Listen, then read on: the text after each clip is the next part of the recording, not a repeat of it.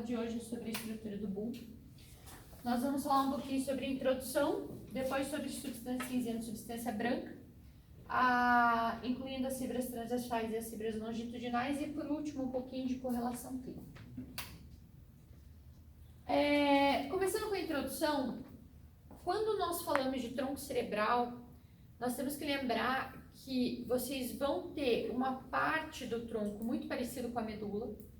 Então, aquilo que vocês tinham de núcleos que continham as células que formariam as células, os neurônios espinhais, vocês vão continuar tendo aqui no bulbo. Só que no tronco cerebral, essas células vão formar os núcleos dos nervos cranianos. Então, é como se fosse um contínuo. Aquela estrutura que vocês tinham, as lâminas de Hetzel, a lâmina 9, por exemplo, que era onde se originavam as fibras eferentes, vocês vão continuar no bulbo, na ponte, no mesencéfalo, como núcleo de nervo craniano. E essa substância cinzenta, ela é chamada de substância cinzenta homóloga da medula, justamente porque ela é parecida com a da medula.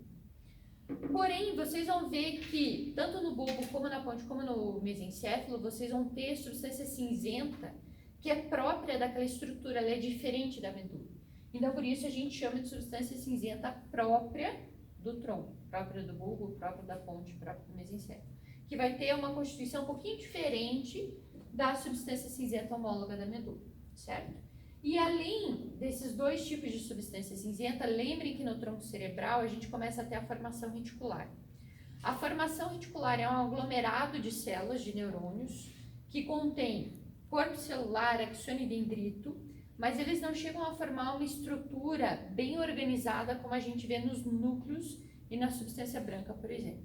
E a formação reticular, ela acaba ocupando todo o espaço do tronco cerebral que não é ocupado por nenhuma outra estrutura. E ela geralmente vai estar relacionada com funções básicas de sobrevivência, como, por exemplo, centro vasomotor, centro da respiração, centro do vômito e assim por diante. Então, tudo isso daqui nós vamos encontrar no bulbo. Agora, o bulbo, quando vocês vão estudá-lo, vocês vão ter que tomar cuidado, porque ele é dividido em duas partes. Vocês vão ter uma parte mais inferior, que é chamada de caudal, que é a parte em que ainda não começou o quarto ventrículo, então a gente chama de porção fechada do bulbo.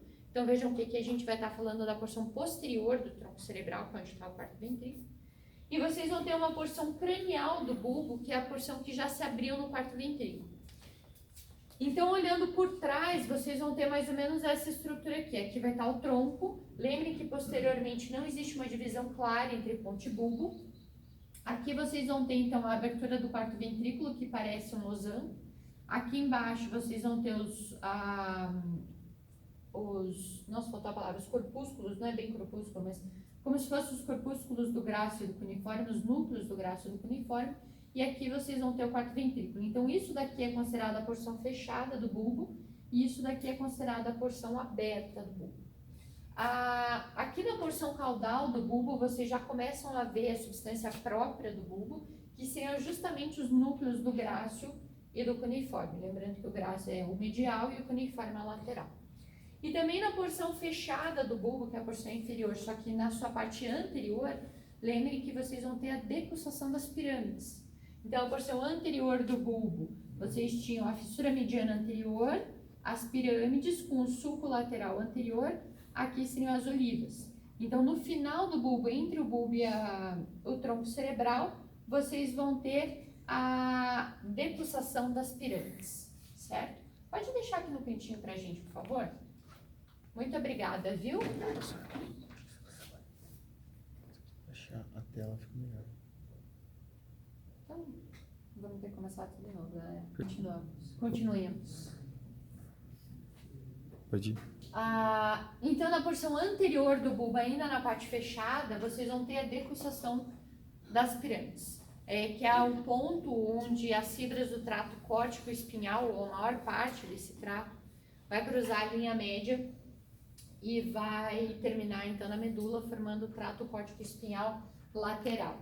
Lembrando que aproximadamente 10% das fibras não cruza a linha média e se continua como trato córtico espinhal anterior.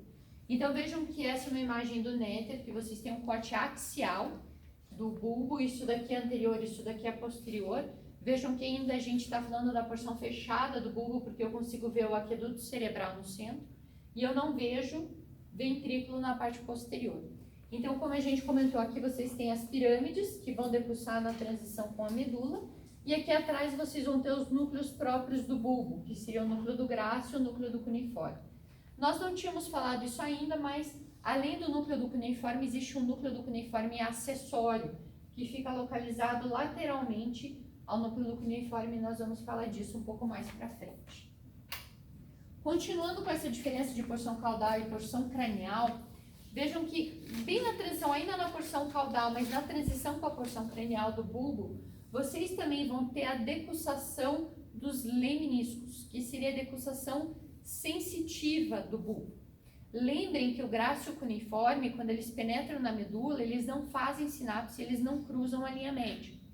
Mas tudo que vai ao tálamo e, consequentemente, ao córtex cerebral vai cruzar a linha média em algum momento. Então, as fibras do grácil e do cuneiforme, elas cruzam a linha média após fazer sinapse nos núcleos do grácil e do cuneiforme. E quando elas cruzam a linha média, formando essa decussação dos lemniscos, elas formam fibras chamadas de fibras arqueadas internas, que posteriormente vão formar uma fita e não um trato. Lembra que o trato, ele é cilíndrico. A fita é chamada de lemnisco, por isso decussação dos lemniscos. E vai ser esse lemnisco, então, que vai subir até o tálamo. Como depois que essas fibras arqueadas internas cruzam a linha média, elas vão assumir uma posição medial no tronco, esse lemnisco é chamado de lemnisco medial. Então, o lemnisco medial vai ser responsável por sensibilidade vibratória, tato epicrítico e propriocepção consciente, certo? E depois disso, nós temos, então, finalmente a abertura do quarto ventrículo, onde vocês vão ter várias estruturas no seu assoalho, que nós já falamos na aula prática de tronco cerebral. Então, mais uma vez, aqui vocês têm pirâmides, núcleo do grácil, núcleo do cuneiforme acessório. E vejam que exatamente nessa região aqui onde ele selecionou, vocês vão ter as fibras que saem desses núcleos e cruzam a linha média, fibras arqueadas internas, para assumir uma posição medial no tronco cerebral. O lemnisco medial sempre vai ser medial no tronco cerebral, certo? E aqui, nessa porção medial, eles vão subir até o tálamo, então, para levar a informação de propriocepção consciente, vibração e tato epicrítico. Bom, agora a gente vai começar falando, então, da substância cinzenta do bulbo, depois a gente passa para a substância branca. Lembrando que a substância cinzenta do bulbo, ela pode ser dividida em substância cinzenta homóloga da medula e substância cinzenta própria do bulbo. Quando a gente fala de substância cinzenta homóloga da medula, o que a gente está falando? De núcleo de nervo craniano. Nós vamos começar com os núcleos motores, depois a gente passa para os núcleos sensitivos. Então, o primeiro núcleo que vocês vão ter é o núcleo ambíguo. Lembrem que eu tinha falado para vocês que os núcleos, eles não estão relacionados, na verdade, diretamente aos nervos cranianos. Eles estão relacionados ao tipo de fibra que vai levar a determinada informação. Então, o núcleo ambíguo, ele é um núcleo motor, mas ele faz a motricidade da musculatura branquiomérica, dos últimos arcos branquioméricos, na verdade, que seria a musculatura da laringe e da faringe.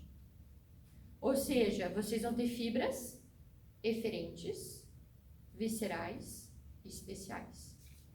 Quais nervos cranianos faziam a inervação dos músculos da laringe e da faringe? Principalmente o nono, 10º e um pouquinho do 11º. Então vejam que de um único núcleo vão sair fibras que vão ajudar a compor 3 nervos cranianos. Mais uma vez, os núcleos eles geralmente vão estar relacionados com as fibras e não com um nervo especificamente. Tá? Então o núcleo ambíguo faz inervação da musculatura da faringe e da laringe. Nono, 10º e 11º, fibras eferentes, viscerais e especiais. Eu já vou mostrar a posição dele, mas lembrem que todos os núcleos motores, eles vão estar situados medialmente à projeção do sulco limitante. Então, quando vocês têm o quarto ventrículo, lembrem que vocês têm o sulco mediano posterior e o sulco limitante lateralmente.